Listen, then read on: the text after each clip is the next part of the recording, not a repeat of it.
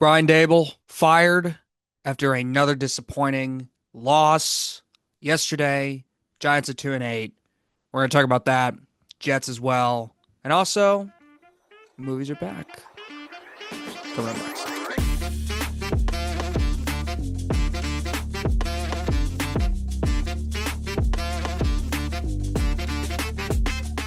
So after a 2-8 start and four double-digit blown leads this season, it seemed like the inevitable. But Brian Daboll is now been fired from the New York Giants, and I think a large part of us saw this coming, especially in the last few weeks after that Denver loss. It really just seemed that the New York Giants season had shifted from, hey, maybe this team could be spunky, make a bit of a playoff push, maybe win 6 or 7 games this year. Dable comes back, Dart looks great.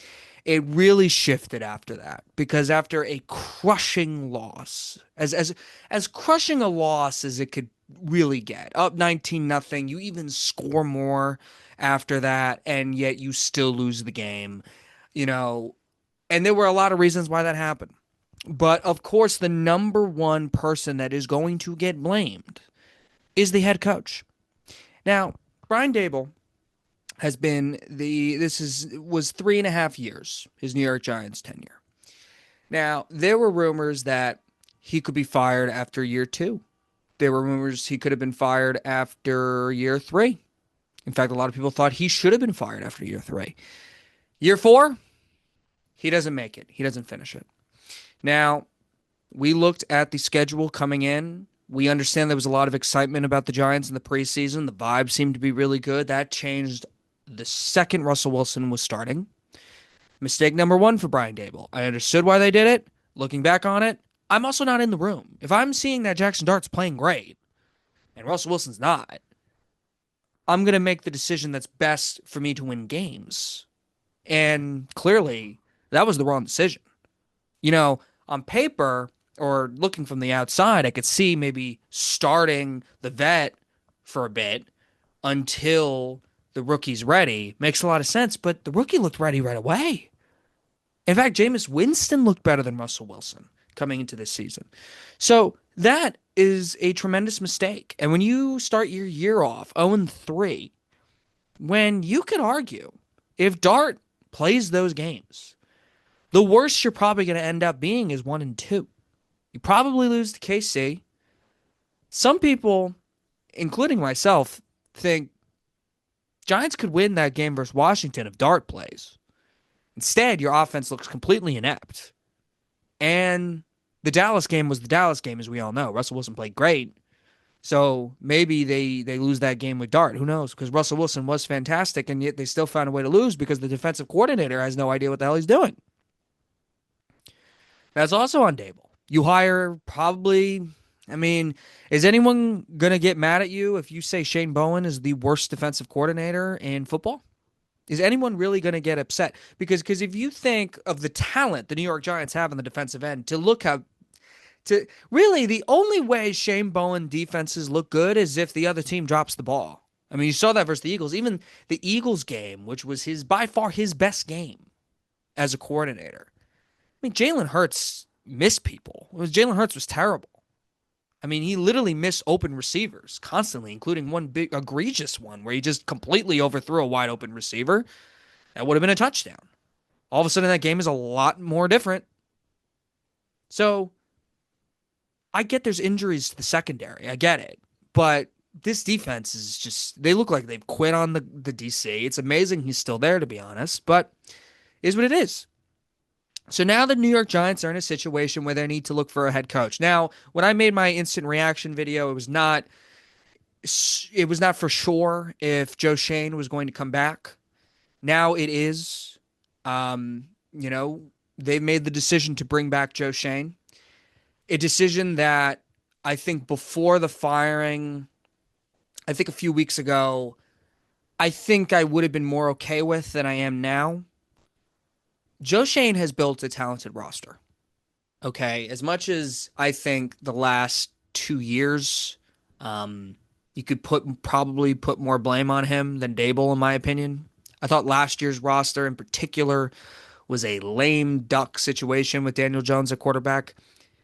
You know, the problem with, and I said this in my instant reaction video, was that the problem with the Joe Shane experience so far is he's been too patient.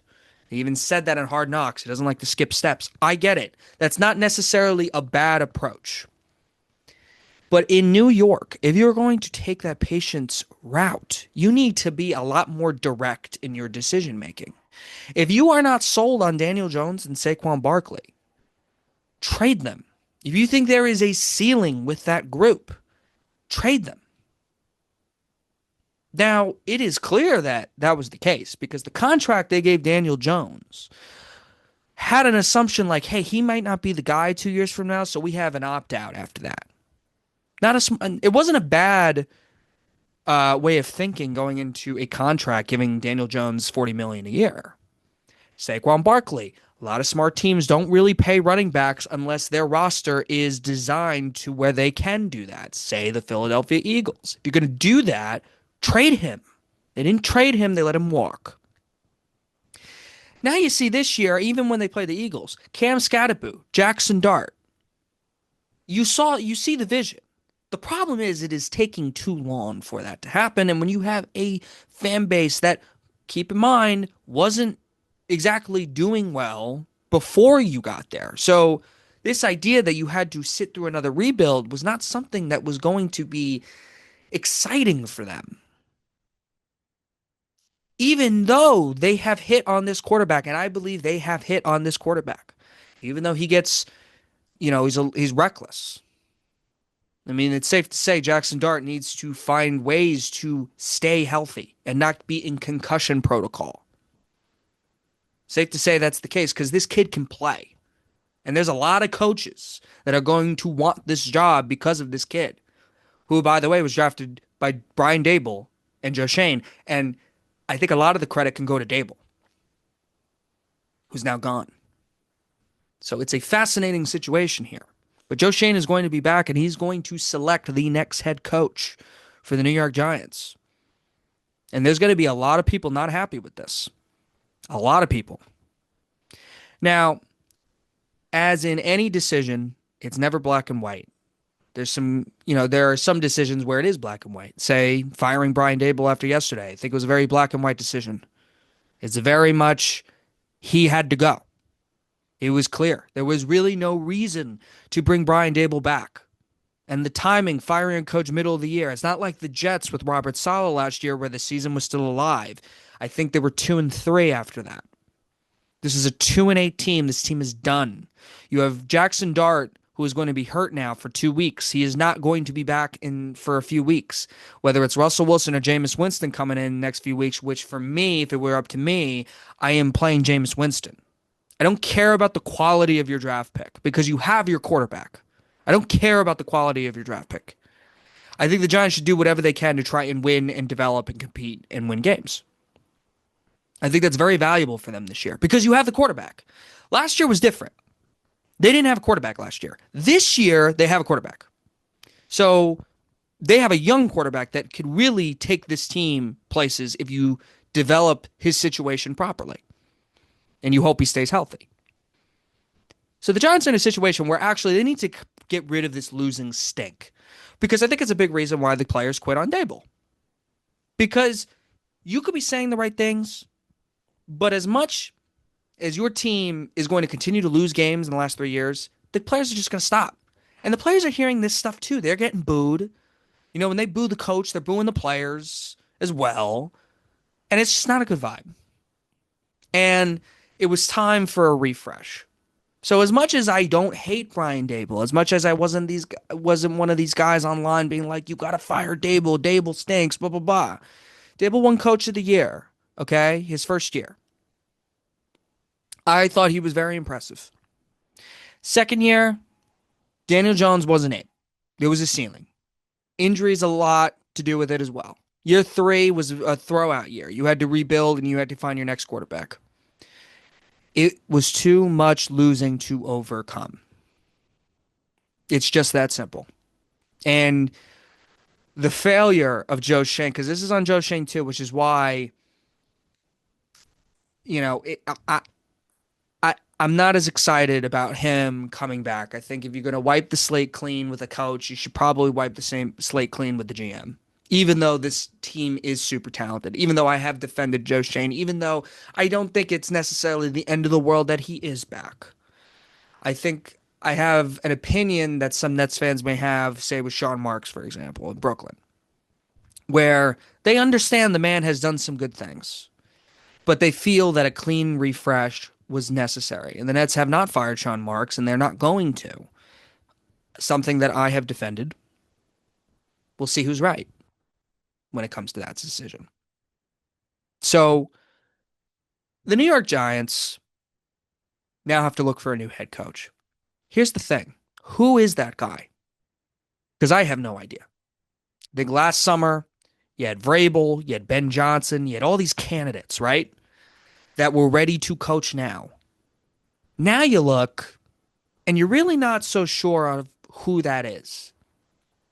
You know, there's not many attractive, sexy names out there when guys are throwing John Gruden and Bill Belichick at your face. When the media is talking about Belichick and Gruden, and fans are talking about Belichick and Gruden. That's when you know there's really not many options that are sexy and attractive and perfect fits. Now, here's the good news. Joe Shane is going to have a lot of head coaches, good head coaches, quality minds that are going to want the job. Just the case. There is a roster here that could be successful.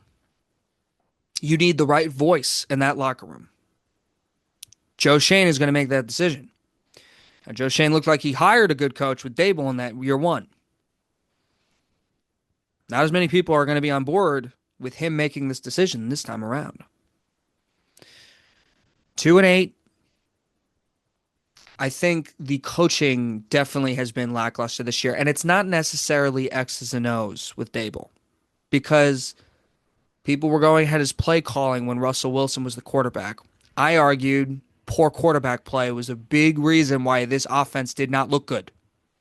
Jackson Dart comes in, the offense looks way better. Even yesterday, before Dart gets hurt, the offense looked good. They have leads in these games, but they're not finishing them. And that has a lot to do, in my opinion, on the defensive coordinator and how abysmal this man has been, Shane Bowen. He should be gone.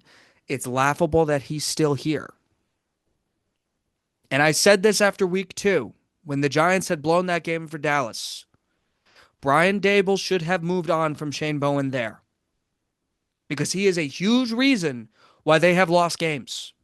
And the more they lose games, the more the chemistry and morale in that locker room was going to get hurt. Because that's how abysmal this defensive coordinator has been. And I said right then and there, he should fire him because every loss hurts your job security. 2-8. Guess what?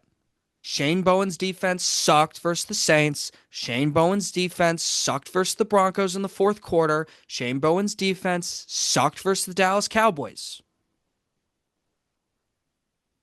These were terrible defensive performances. Shane Bowen's defense sucked versus the Bears, versus Caleb Williams, who does not look good against good defenses. He does not. He looks good against bad defenses.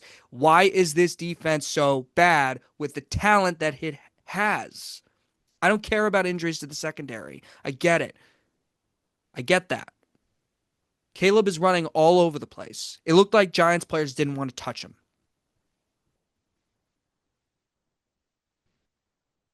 It's just unacceptable.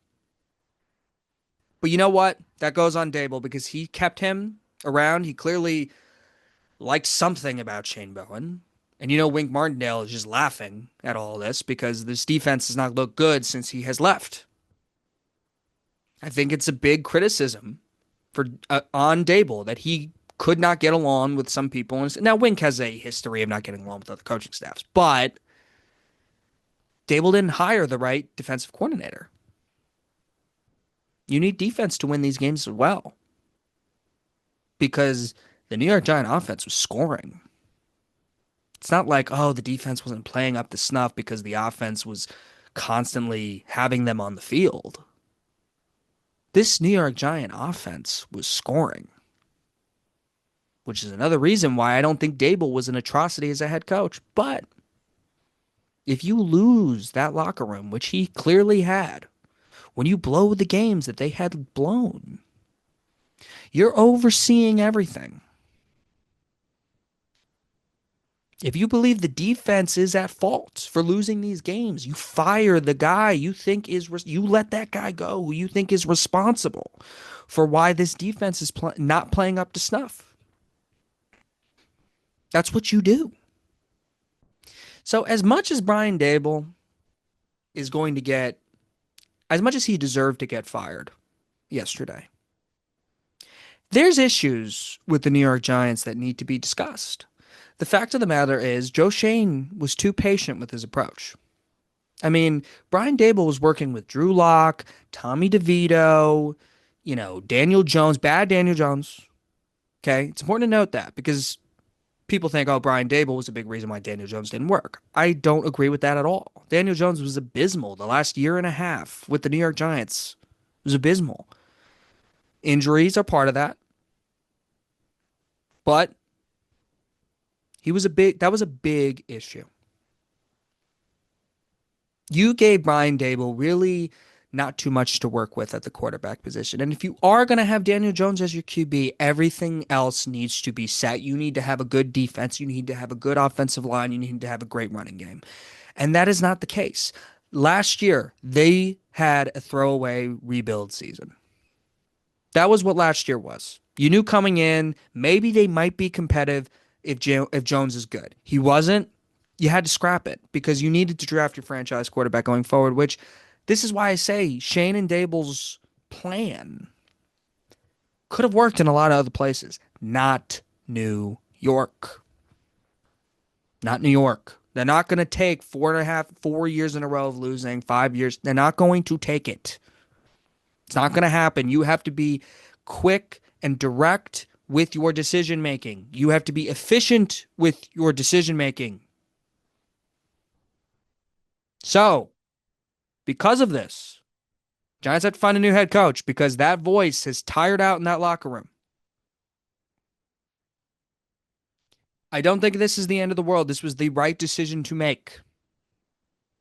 But Schoen has to hire the right coach after this season. And I don't know who that is. And as far as the rest of this year goes, you are developing your young talent. You're trying to get the best out of young talent. That's what you're trying to do. You're trying to wash away some stink. That's what you're trying to do. Because it doesn't matter how high your draft pick is this year anymore because you're not looking for a quarterback anymore. This shouldn't be. You're not going to. You're trying to make this team better. So that's really my thoughts on this New York Giants. I knew watching that Bears game, I was like, once Dart went down and he was going to be out for the game with a concussion, I was like, you know what? Even if they win today, but definitely if they lose, Brian Daboll is not coming back. Brian Daboll is going to be fired, especially with the rumors coming out after the Denver game, how Mara wanted him fired after that game. I mean, this was inevitable, it seemed, since that game, it felt inevitable. But you knew a decision was going to be made after yesterday. And I said it during the game. I was talking to my brothers about it. And we all agreed. Brian Daboll is going to be fired when the Giants blow this lead. Because you knew it was coming. You knew the defense. You knew Shane Bowen's defense wasn't going to stop them. You knew they were dead meat when Russell Wilson came into the game. Stop putting Russ in the game. Stop it. He hasn't earned it. Russell Wilson has not earned another snap for the New York Giants. The only way he should be playing is if something happens to Jameis Winston. Jameis Winston needs to be playing.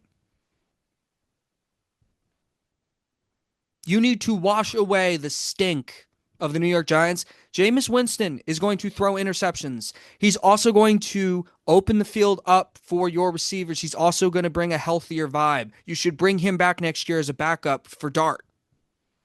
Jameis Winston needs to be starting this weekend. He gives you the best chance to wash away this crap and this morale, this bad morale. That's what needs to happen. That's enough about the New York Giants.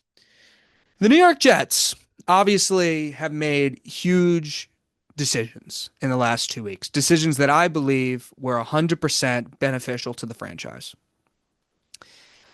This New York Jets season, let's face it, um, I picked them to be pretty competitive this year because I thought the roster was pretty talented. I mean, this was a team that, with Aaron Rodgers a year ago, we were looking at as Super Bowl contenders. I understand Justin Fields is not Aaron Rodgers. Justin Fields had played pretty decent football in a year and a half before the New York Jets. First game of the season, he looked really good against what we thought was a good defense, the Pittsburgh Steelers at the time. And they have had games this year where they lose on a field goal, they lose, and you knew that it was going to take time for Aaron Glenn to wash away everything. But these were really good trades that the Jets made this year. And I understand that what was it? I think they were 0-8 or something, 1-8 now, or 2-8 now, but 1-8 going into this game. And I watched after that Panthers game. They just looked inept offensively. It was brutal. The Bronco game was bad. Um, we know. I think a lot of people blame that on the coach. Obviously, Glenn, poor coaching in that Bronco game. The Panthers game, he makes the switch at halftime, which was the right decision. They just didn't look like they knew what they were doing. Now, lately, since then, they have cleaned up the penalties, and they've gotten two huge wins. I just think for morale purposes, they got the big win versus the Bengals, where they scored a lot of points. Fields was great. After what the owner, Woody Johnson, has said, going into that game, Fields was terrible yesterday, and they won. They beat the Browns. A good defense. Breece Hall was amazing. The fact that they have not traded Breece Hall at the deadline gives me reason to think that Breece Hall has interest in coming back and that the team has interest in bringing him back.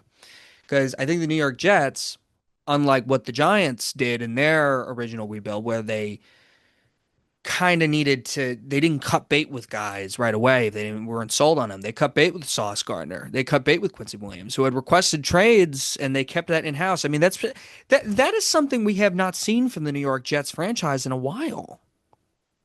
It's amazing that they were able to keep that quiet, and they were. And in my opinion, did extremely well in these deals. And Sauce Gardner wasn't particularly fantastic in that Colts game, and they're relying a lot on Daniel Jones, who has not looked that great in the last 2 weeks. Even though they won, he has not looked great. It's come down to earth a little bit. So I think an excellent deals for the New York Jets. So coming in, though, you're like, okay, all the talent is basically gone from this team, but then they go out and they beat the Browns. They give their fans something to root for. They're like, hey, we made some good trades, but we're still going to try and put some effort here on the field, even though we don't have Sauce Gardner or Quincy Williams anymore. Or Quentin Williams, my mistake. And Quincy Williams is benched. Quentin Williams was not putting in the effort here for the New York Jets. You could tell. It was just something was off about Quentin Williams basically since last season. Same thing with Sauce Gardner. Sauce Gardner was exceptional at his position, but he wasn't so great to the point where there was reason to really keep him around if you were going to get traditional, really good value for him. So that's why it was a no-brainer for me. I know Jets fans don't want to trade good, talented players. I get it. I understand draft picks are uncertainty, but you know what? Draft picks win. They do. Draft picks win in the NBA. They win in the NBA, the NFL, and they win in baseball. You have to have these quote unquote lottery tickets. And if you have somebody who is doing a good job drafting players, which I think the New York Jets have I understand that. I understand why you would make those moves. You know, you're in a situation now here with the Jets where this team is in probably the biggest rock bottom they've been in a long time. It's probably the biggest rock bottom they've been as a franchise. And ripping off the bandage this year with some of these guys that were on the team recently, getting assets, really remaking this roster, really trying to change the culture.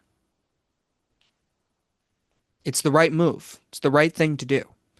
They're going to try and win games this year. There's a lot of quarterback, prospects this year. I think there's a lot to get excited for, but they want to bring in this rookie quarterback coming in. Surround him with a top receiver target and Garrett Wilson, who I think is still going to be around. Brees Hall, one of the best running backs in the league, a pretty good offensive line. Like, that's really good. That's really good to bring a rookie quarterback in. Those are good circumstances. And they'll probably make some more additions to the team that you hope improves the roster as well. Now, you're going to have to execute on these draft assets, but it seems like the Glenn chemistry, while it really looked bad, and it's to the point where you're looking, you're thinking Richie Kotite, you thinking really bad head coaching starts, and you wondering if he's going to be a one and done. Well, he's definitely not a one and done now, as we know. And you are seeing improvements from Glenn as a head coach. He is he is obnoxious in the media. I think at first it was likable. It really is not likable when you're losing.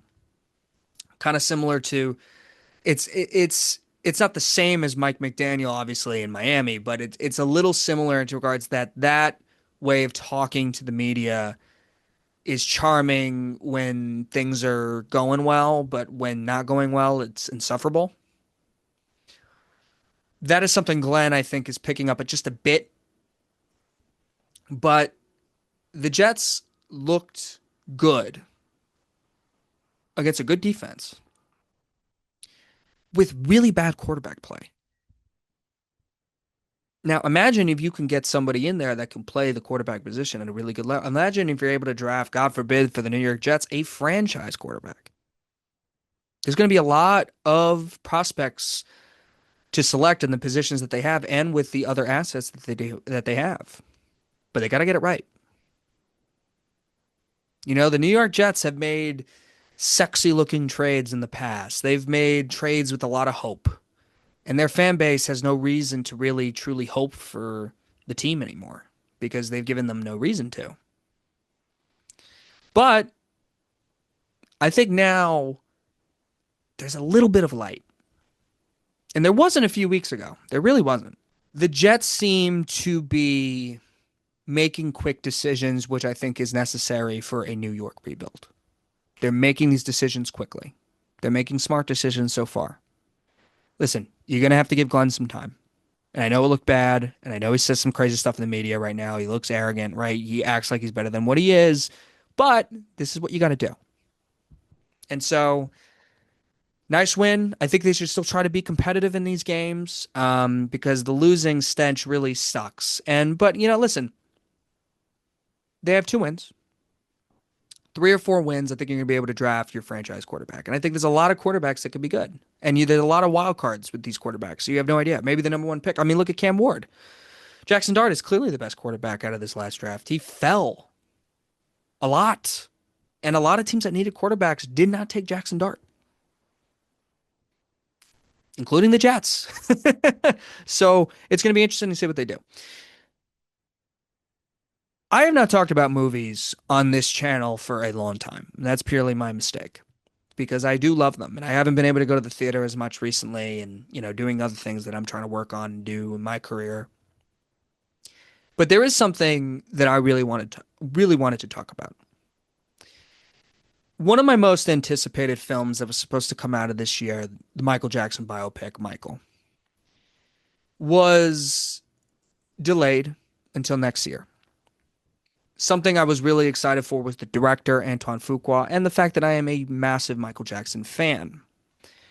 And it's something that I just didn't think I'd get to see in my life. I didn't think making a Michael Jackson biopic, at least now or recently, just because of how controversial his life was, how hard I think that is to make work, and how hard it is to cast Michael Jackson, to be honest with you. I think Michael Jackson was is just like the way he sings, the way he dance. It just there was just so, the way his appearance changed over time. It was just such a hard movie to make, I think. And when the production on it started, things started to make sense. They picked a director that I trust, Antoine Fuqua, an excellent director in my opinion.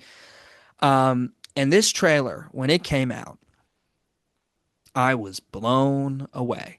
One of the best trailers that I have seen in my life. And I said this immediately. This isn't, I didn't even see the reaction of what people were saying about it. I was like, I couldn't believe how good this trailer is. And I'm someone who has seen a lot of trailers. Now, there's been good trailers that have led to mediocre movies. There have been, or even some bad movies. There's been a ton of reshoots with this film. They cannot go into the 1993 situation. They didn't know that. So they had to completely reshoot that. There's rumors there's going to be a part two to this. It just seems like this production has been hell and crazy. But that trailer was fantastic. Fantastic. And I am cannot wait. And this is going to break records. This is going to be the probably the biggest musical biopic of all time. And what I anticipate from this movie is I anticipate there will be a part two. I don't know. I think Lionsgate has announced there will be a part two, especially after this reaction, but I don't think it's been a truly official yet, so forgive me if I haven't said that. If they have confirmed it and I'm just not knowing that. But what I think is going to happen is this film is going to make a ton of money. I think audiences are going to love it. I think critics are going to be mixed on it because I think they're not going to go into the controversial parts of Michael Jackson's life. In fact, they may, considering that his nephew is playing him, I think there's going to be a bias towards Michael Jackson, especially after the Leaving Neverland documentary that came out in 2019. This, and how much of an uproar that got in attention, and considering that the man has been dead now for 16 years, a lot of people thought, there was a lot of people who did not like that documentary. There's a lot of people who went at those accusers. They went at the accusations. And listen, there's going to be that same energy coming back at this film, which is why I think it's going to be mixed critically. That's just the way it is. And this is why I didn't think I would see a Michael Jackson biopic. I just thought, I just didn't think it would happen. But I think the studio is probably relying a little bit on some controversy with this movie. And it's going to have some controversy to it. That's just the way the media can be. And that's the way people will discuss it, because that's just the case, because these were real accusations against Michael Jackson. And this movie is going to make a ton of money, because the fact of the matter is Michael Jackson is one of the greatest musicians and artists of all time. And there will never be somebody, in my opinion, who will ever be as big as him. Just how famous that guy was. So with this film coming out, I am, and let's just, I mean, the man himself is entertaining. So this isn't like his music and his dancing is just going to attract people then and there. I mean, the musical on Broadway was a big hit, and people loved going to see that. They don't dive into those accusations at all. So, this will be an interesting part. I think it's going to be about probably up to the Dangerous album that time. And then you're probably going to get a part two. I think a lot of fans are going to want a part two. It's going to make a crap ton of money. And this film is going to be one of my most anticipated films of the next year, along with The Odyssey, along with Avengers Doomsday. We got a lot of good movies coming up. A lot of exciting movies next year are coming out. And I'm really excited about it. Very. I think movies that I don't necessarily know are going to be good, and that includes this movie. I don't know if it's going to be good. I trust the director. And Antoine Fuqua has made a lot of movies that are really good, that audiences really love, but critics don't. And critics are kind of mixed on him. And I feel like he's really like the perfect director to do a Michael Jackson movie. He really just is. Because I think no matter what, I think critics are going to be mixed on it. But you have to satisfy the fans for Michael Jackson, I guess, if you're going to make a Michael Jackson biopic. So this is going to be fascinating. But that trailer was exceptional. Just one of the best trailers I've seen. I think it's the best musical biopic trailer of all time, easily. But that's just one of the best trailers I've ever seen. The way the music is mixed, the way he looks, Jafar Jackson, his nephew, he really feels and looks like Michael Jackson. Obviously, there's been people nitpicking about the effects and the way they make him look sometimes, but he really does look like Michael Jackson to me. Obviously, he's not going to look exactly like him in some shots because he's not Michael Jackson, but the way he talks, the way he performs, I mean, it's really close. And I'm really excited about it. I think it's going to be really a moment where people are going to be like, I have to go to the theater to see that. You're not seeing that as much, I think, with some biopics. I mean, there was obviously the Bob Dylan biopic with Timothy Chalamet. There's the Bruce Springsteen biopic that's going on right now. I don't think it's even going to come close. There was Bohemian Rhapsody, which was a big one. It probably appeased more to the casual viewer. There were some people who wanted to see the nitty gritty of Bohemian Raps of Freddie Mercury, with Sacha Baron Cohen and David Fincher were originally going to try and do. They settled for a surface level portrayal. Pleased a lot of the crowd. A lot of people loved it, but I think there was people who wanted more there. Elvis did really well. Thought that was a really good one. I really liked the Elvis biopic. But this Michael Jackson one, I think is going to just explode. I really do. And it is definitely not going to have these biopic. They're definitely going to keep making these biopics and maybe even more after this Michael movie. So it'll be very interesting, but I'm very excited about it, and I think it's excellent. So I know I haven't talked a lot about movies. My goal is to talk more about movies coming up more on this show. So I really appreciate your time, guys, today, speaking, talking all this stuff and listening to me talk about this stuff. And this is an interesting time with New York football. You got the Jets really changing things. I know it doesn't seem so much, but it is interesting. I know, like, they've lost a lot of games, but there's things to be excited about for the New York Giants and concerned about. And there is a little bit of things to be excited about the Jets as well. So it's going to be interesting to see going forward and what these teams do. All right. Thank you guys for listening to the JB podcast. I'll see you guys next time.